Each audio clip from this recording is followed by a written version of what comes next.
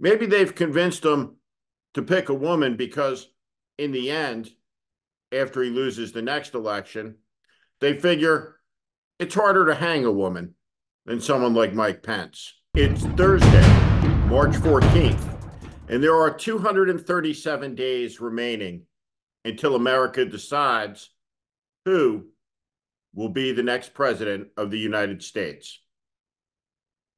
The next major event that's going to happen in the presidential campaign, at least on the calendar, is Donald Trump's selection of his next vice presidential nominee.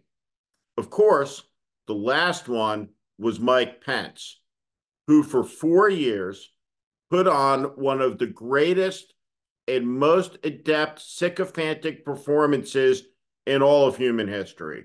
It was astonishing. Let's watch Mike Pence sitting next to Trump in a meeting when Trump, for whatever reason, puts his glass of water on the floor.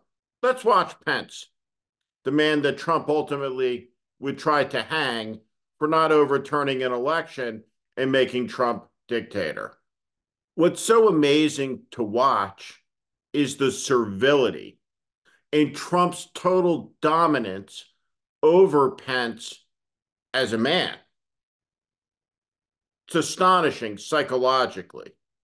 In the end, though they built the gallows, the MAGA extremists were unable to find and to hang the vice president or to assassinate Mitt Romney or Nancy Pelosi or anyone else in the United States Congress from that day of sedition, January 6th.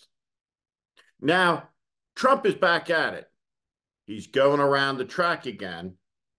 But one thing he'll do differently in 2024 is he's going to run with a woman on his ticket.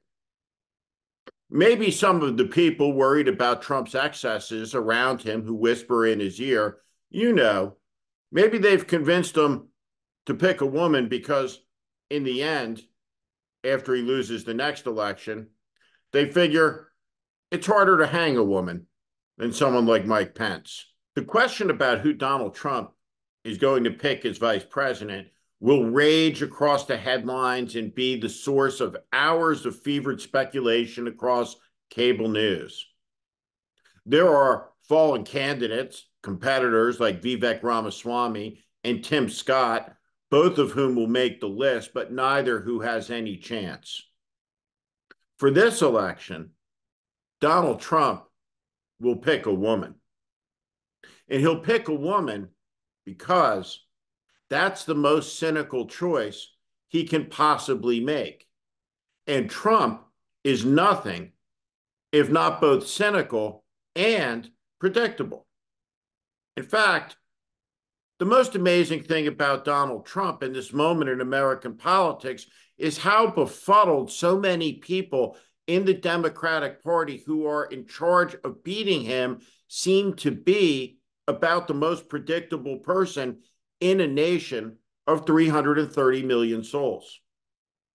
Like the sun rising in the east every morning, Donald Trump will do certain things because they're patterns, because they are part of who he is. And because Donald Trump wants power, he surveys all of the time, looking around to the obstacles, to the impediments, what will hurt him. Have you ever seen Trump move so quickly as when an Alabama judge basically made in vitro fertilization illegal? Donald Trump is from Queens, and he spent his adult life in Manhattan. He has disdain and contempt for the evangelicals that worship him. He thinks every single one of them is a loon and a nut. When they pray for him, he mocks them. He laughs at them. In fact, those people scare the shit out of Donald Trump. And he knows that he needs them, and he also knows that they can defeat him. He knows that the dogma of control and authority and subjugation that holds from people like the religious fanatical Mike Johnson, Speaker of the House, that women should not have access to birth control pills, or that women should not have access to reproductive health care, or that women shouldn't have many rights at all that they've established over the last 50 years, is political poison. Donald Trump knows this. He's a salesman. He's a marketer. He's a con man. He walks into a room, he sticks his finger in the air. He understands that he can't run with another white guy. And at the same time, Trump, who truly is a racist, will never put a minority male on the ticket underneath him, and particularly not someone like Vivek Ramaswamy, who is younger, who is smarter, who's more cunning and richer. And Tim Scott, well, let's just say underwhelming isn't the word you would use to describe his performance during the presidential primary season, but it's a good start. He will pick a woman because he will view it as concealing his greatest liability, which he knows full well are the extremist men that surround him everywhere. Trump wants power. He wants the chair, but he knows he won't get there alone. But at any rate, let's examine the contestants. There is his defeated primary opponent, the former ambassador to the United Nations, the woman who kept her hand up when she was asked, even if Trump is convicted of all 91 felonies, are you going to continue to support him until the end forevermore? Nikki Haley said yes. It's why she remains on the vice presidential list. First seed. The rest of the contestants we'll sort out later. But there's Kristi Noem, the governor of South Dakota. There's Sarah Huckabee Sanders, the most prolific liar in the history of White House press secretaries. Her ascension to the vice presidency would be quite a thing.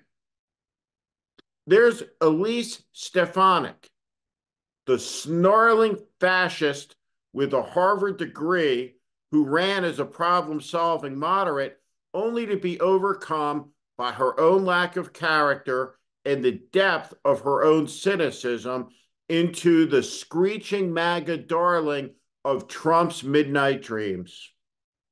There's Kellyanne Conway in the outside lane. She's more articulate than the rest. She's meaner, more experienced. And when it comes to lying, even against Huckabee Sanders, she's in a league of her own. And while this liars division is highly competitive, nobody should discount the women from the conspiracy division. Marjorie Taylor Greene and Kari Lake. Could Kari Lake, the conspiracy theorist and election denier from Arizona, wind up on Trump's ticket? Why not? And of course, there's the one and only Marjorie Taylor Greene, who rose to become Kevin McCarthy's best friend in the Congress. Now, MTG, as she's ubiquitously known across the cable news universe, is a woman who believes in Jewish space lasers and QAnon. So why not? So there's the field. Nikki Haley and Kristi Noem. Sarah Huckabee Sanders and Elise Stefanik. Kari Lake and Marjorie Taylor Greene. And let's throw in America's sweetheart from Alabama, Katie Britt, for good measure as well. Now, out of this field will come a person that Trump proposes to put one heartbeat away from the presidency. And incredible though it may seem, especially to me, a lot of these people make Sarah Palin look like, well, Winston Churchill. But put that aside. Let's examine the first contestant, Corey Lewandowski's alleged mistress, Kristi Noem, who gave Donald Trump one of the great gifts of his presidency when she presented to him a replica of Mount Rushmore, but with Trump included on the mountain of presidential greatness, right next to Abraham Lincoln. True story.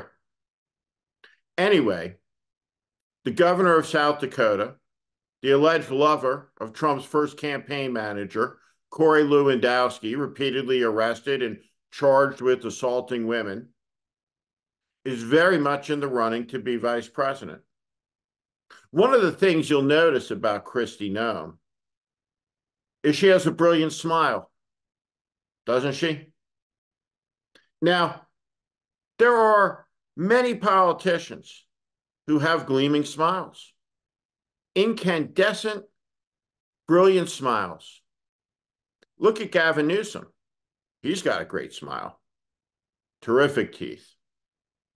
The difference between every person in American politics who has a luminescent smile, and there's a lot of them, is that Kristi Noem is the only person who's a governor of an American state who's recorded an infomercial for her dentist.